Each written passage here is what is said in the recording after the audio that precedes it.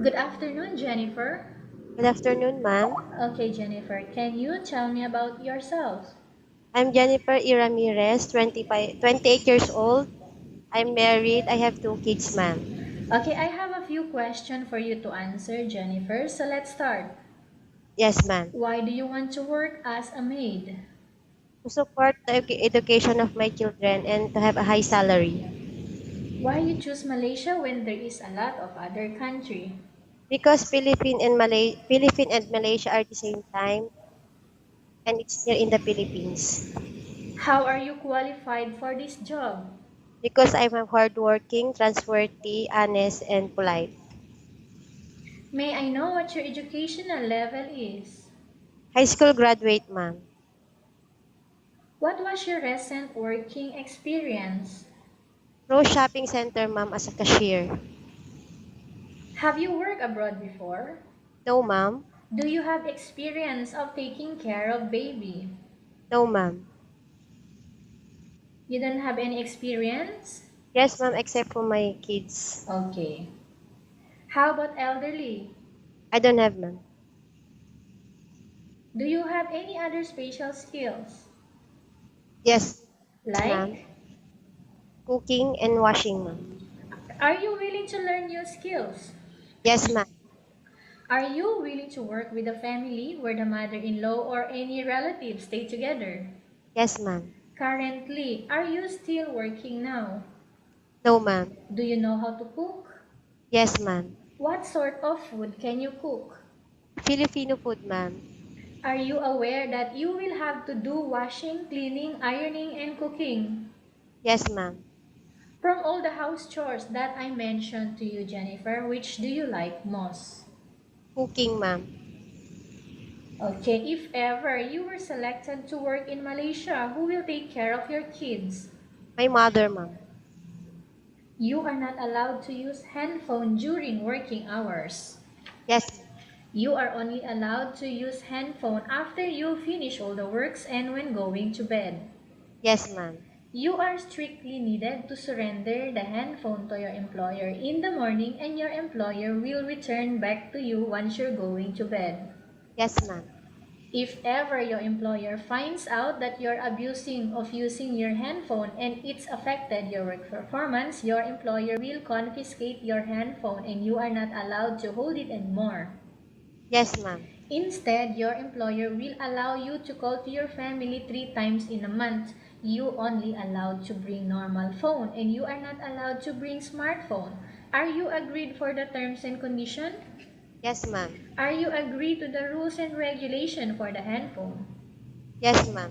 How many years is the contract as you agreed and understands? 2 years, ma'am. Can you describe for me your attitude, Jennifer? I'm hardworking, disciplined person, and trustworthy, ma'am. How can you assure to us that you will work hard in Malaysia? I will do my job and follow the rules and regulations you ask me to follow and never disobey my employer. Okay, and in addition to that, make sure you will finish your 2 years contract. Yes, ma'am. Okay, which is stated. Okay. Can you promise not to use the telephone without the permission of your employer? Yes, ma'am. Can you promise not to put on makeup but to dress properly while work? Yes, ma'am. Can you promise not to invite your friends and relatives without the consent of your employer? Yes, ma'am. Can you promise not to ask for advance salary from your employer under any circumstances? Yes, ma'am. Do you really understand of the rules and regulation of the agency? Yes, ma'am. Do you pay any placement fee for you to come to Malaysia to work as a maid? No, ma'am. Do you have any history of sickness, breast cancer, or any other illness? No, ma'am. Do you suffer from any skin diseases, allergy, or physical defect? No, ma'am. Do you smoke? No, ma'am. Have you undergone any operation? No, ma'am. Are you medically fit or are you fit to work? Yes, ma'am. Are you in any medication right now? No, ma'am. Are you allergic with any food? No, ma'am. Are you preferred to work for the employer of any race? Yes, ma'am. Are you preferred to eat the type of food taken or given by your employer? Yes, ma'am.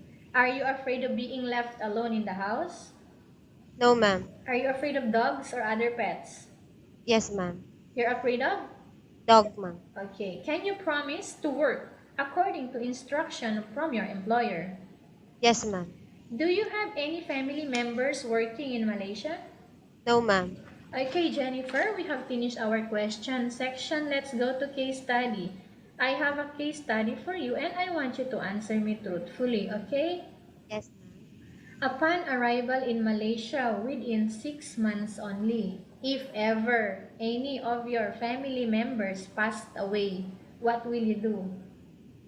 I will finish my contract, ma'am. Okay, my question is, what will happen to the family members passed away? I will just send them money, ma'am, and I will explain to them that my contract is not yet finished. Okay, good. Again, tell us about yourself, Jennifer, and why do you want to work in Malaysia as domestic helper? I'm Jennifer E. Ramirez, 28 years old, from Santa Lucia, Bagabag, Nueva Vizcaya. I'm I'm hardworking, trustworthy, and honest. I'm willing to work in Malaysia to support the education of my children. Okay, thank you very much, Jennifer. We will update to your agency if there is any selection made by the employer. Yes,